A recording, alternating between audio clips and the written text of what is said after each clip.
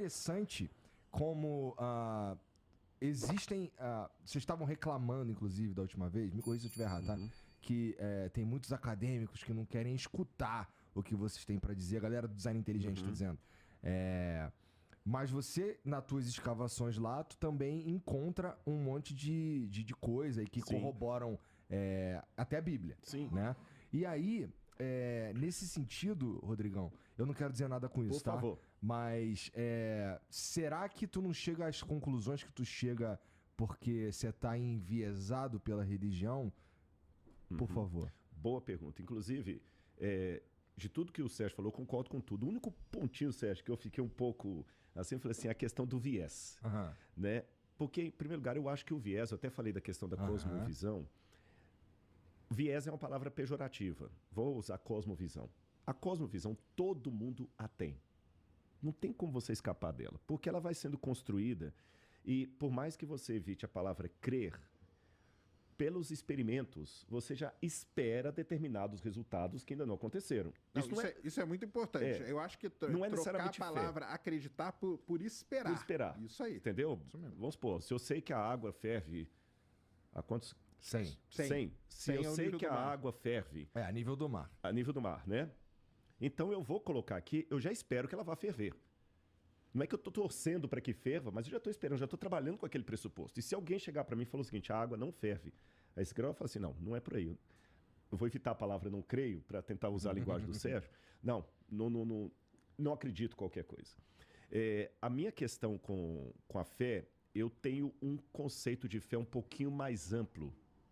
E a diferença entre a minha visão do Sérgio, e ele está em razão no que ele está falando aqui, porque a palavra fé, crença e congêneres ficou muito sequestrada pelo ambiente teológico, como sendo algo espiritual. Tá. Para mim, ela não é algo espiritual. Esqueça a teologia, vamos falar em termos de ser humano. Toda vez que eu entro no avião, se eu tirar esse aspecto teológico da palavra fé, eu entro no avião e sento tranquilo, sem saber o que está fazendo, é porque eu creio no piloto. Esqueça o aspecto religioso. Eu creio no piloto. Você está entendendo? Se você é muito meu amigo, meu parça, eu confio em você. Você fala assim, Rodrigo, desculpa, cara, dê um aperto, me empresta R$100 aqui que eu te pago. Eu te dou. Porque a Bíblia descreve fé... Caralho, tô duro, mano. Tá duro?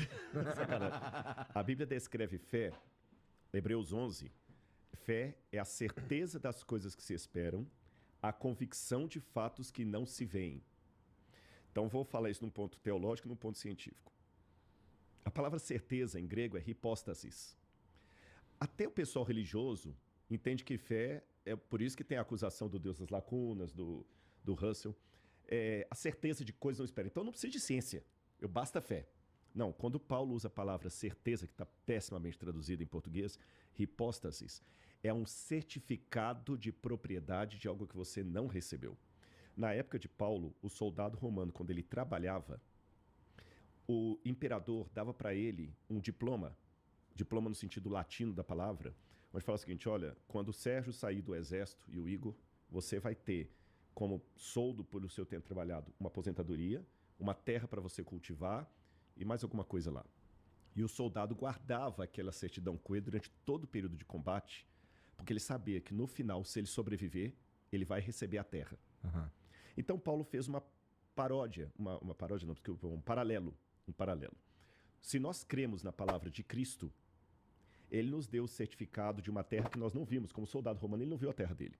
Ele não viu nada. Você está entendendo? Ele não viu nada. Mas ele crê que ele vai receber porque o imperador tem lastro para dar aquela assinatura. Com isso, eu já quebro um paradigma teológico, que a fé não necessita de evidências. Eu tenho um programa chamado Evidências na TV Novo Tempo. E muitas vezes na igreja eu já ouvi crente falando comigo assim, muito bom esse seu programa Evidências. Mas para quem não crê? Porque para a gente que crê não precisa. Aí eu falo assim, eu tenho que dar uma aula do que é a fé à luz da Bíblia. Entendeu? Para você acreditar que vai ter uma terra depois de aposentado, é porque você conhece o imperador, você sabe o que ele pode fazer, você sabe o poder que ele tem e a assinatura dele, por isso que você confia. Se você me der um cheque assinado, eu só vou lá trocar no banco porque eu já tenho um conhecimento prévio de quem assinou o cheque. Senão não iria. A cada semana, uma nova aula era postada na Bíblia Comentada. E foi assim que começamos lá em 2021. Em 2022, a Bíblia Comentada se tornou um curso robusto. Cada vez mais alunos entraram para a nossa comunidade. E foi aí que vimos a necessidade de mudar. No ano passado, em 2023, a Bíblia Comentada se tornou uma plataforma. E além das aulas semanais, aceleramos o passo e produzimos séries, documentários, conteúdos exclusivos, tudo para os nossos alunos. E durante todo esse tempo, você podia escolher entre o plano de assinatura mensal e o anual, sendo que em ambos você poderia ter acesso à plataforma, mas não aos cursos adicionais, como a História do Povo de Deus, a Arqueologia Bíblica. Agora, eu tenho a alegria de anunciar a melhor dentre todas as opções, o plano Premium. Além de tudo que os outros planos oferecem, esse plano terá 2 anos de acesso à plataforma e garante, sem nenhum custo adicional, os cursos que eu já mencionei agora há pouco. Fazendo um comparativo entre os 2 anos do plano anual e o plano Premium, você ainda economiza R$ 200. E então, está esperando o quê? Faça agora a sua inscrição, agora mesmo, e garanta a sua vaga em nossa comunidade. Clique aqui e aproveite. Então a fé, ela baseia em evidências, sim. Ela não é um pulo no escuro. Como dizia Kierkegaard, né, no fideísmo, pular no escuro. E fala, a certeza de coisas que espero, a convicção de fatos que não se veem. Eu não vi a Terra ainda, mas não é gratuito. Eu confio nela porque a assinatura do imperador está ali. Então, do ponto de vista metodológico, por isso que eu aplico a fé no meu dia, eu espero algo que eu não vi, que a água vá ferver a 100 graus centígrados. Por quê? Porque eu já tenho um lastro mínimo que me aponta para aquilo. É uma certeza absoluta? Não. Eu tenho todas as respostas com as evidências que eu coletei? Não. Se a gente falar... A gente não, porque eu vou mais ouvir. Porque na minha área, se falar de física quântica aqui, tem um monte de coisa que não faz sentido. Mas tem algumas coisas que eu falo assim, olha, tudo indica que vai dar nisso, pelo que a gente conseguiu levantar até agora. Mas que a gente levantou tudo, não. Então, a arqueologia, até a teologia, eu faço tudo que eu levantei é sobre isso aqui. Agora, a arqueologia tem que explicar um pouquinho que a gente gravita entre 2 mundos. Porque na academia, e o Sérgio vai entender isso aqui, tem uma diferença entre ciências humanas e ciências exatas. E até uma briga aí. Porque e dentro das áreas também. Dentro das áreas. As ciências humanas, ela não trabalha com método científico, de 100%. Ciência humana, o que eu vou analisar em laboratório? É complicado. Sim. A gente usa o pessoal da área de laboratorial para fazer pesquisa. Por exemplo, sei lá, a psicologia pode submeter pessoas a testes laboratoriais para ver o que vai dar, mas em tese a área de humanas é filosofia. Como é que eu vou aplicar método científico à ética nicômaco de Aristóteles? Não tem como. Então, até que ponto você pode falar de ciências humanas ou a ciência só está na física e na química, etc.? É uma polêmica. A arqueologia, ela gravita entre o mundo da humanas e o mundo da laboratorial. Tá. Você está entendendo? Porque a gente trabalha com técnicas laboratoriais e tudo mais, mas muito da leitura que eu faço do que eu encontro é diferente. Agora eu tenho me distanciado do Sérgio. É diferente da laboratorial, porque você vê lá o átomo com a... Vou falar do petróleo. Você vê um comportamento da molécula lá, ela se repete aqui em laboratório. Eu não tenho como repetir em laboratório a destruição de Jerusalém no ano 586 a.C.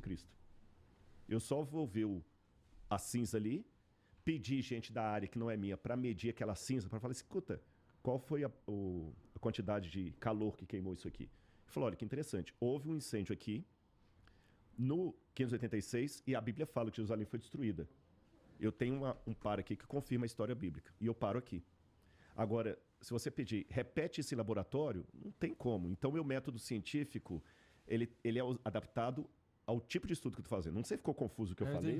Eu entendi. Não, isso é mesmo. É nesse sentido. Agora, com relação à fé, eu faço uma diferença entre fé e crendice. O Quincas Borba falava lá do Rubião, né, que era um sujeito mais crédulo do que crente. Então, existe muito na igreja o fideísmo e a crendice, que para mim é diferente, Sérgio, da fé. Eu vou dar uma ilustração para não ficar falando só eu sozinho aqui. Se eu estiver num prédio pegando fogo, ontem eu bati um papo com um coronel do Corpo de Bombeiros, gente boa demais da conta. Ele participou do salvamento aqui, me contou umas histórias tão legais. Se eu estiver aqui pegando fogo e pelo meu instinto de sobrevivência, eu estou vendo aquela janela, eu vou querer abrir ali e tentar pular por lá. Só que do meio da fumaça sai um cara do corpo de bombeiros. Com a machadinha na mão e falou: vem aqui, vem para onde eu estou. O meu instinto de sobrevivência estava mandando ir para lá. Mas quando eu olho o cara do corpo de bombeiros, eu não tenho todas as respostas. Não dá tempo de sentar com ele e fazer... Não, mas por que eu vou por aí? Por que eu vou por aí? Por aí é melhor do que pela janela. Não dá tempo. Você está entendendo? Se você for inteligente, você abaixa e obedece o cara. E se ele entrar com você na fumaça, você vai atrás. Por que eu fiz isso? Isso é fé. Porque eu não tenho as respostas, eu não tenho a razão, mas eu tenho um conhecimento prévio que me diz assim, eu já vi que bombeiro sabe o que está fazendo. É mais inteligente eu negar os meus sentidos e seguir a ele. Agora vou mudar a ilustração. Eu vou pular a janela e ver uma menina louca, totalmente maluca, que saiu do hospício, e fala: não, vem comigo aqui que eu vou te dar a mão e nós vamos sair voando. Se eu desistir e seguir a menina, aí é fideísmo, aí é crendice. Eu não sei se com essa parábola eu consigo diferenciar para vocês, na minha opinião, o que é fé e o que é crendice. A fé é a certeza do que eu não vi. O que é que eu não vi? Eu não sei para onde que ele está me levando, eu não sei nada, mas eu construí essa fé nele porque eu tenho conhecimentos prévios que me falam: não, segue cegamente o que ele está te falando, que é melhor. E eu não tenho essa base em relação à menina louca, supostamente louca da minha história. Aí, se eu desistir para seguir a menina, aí eu estou tendo crendice. Aí eu não sou um crente, eu sou um crédulo.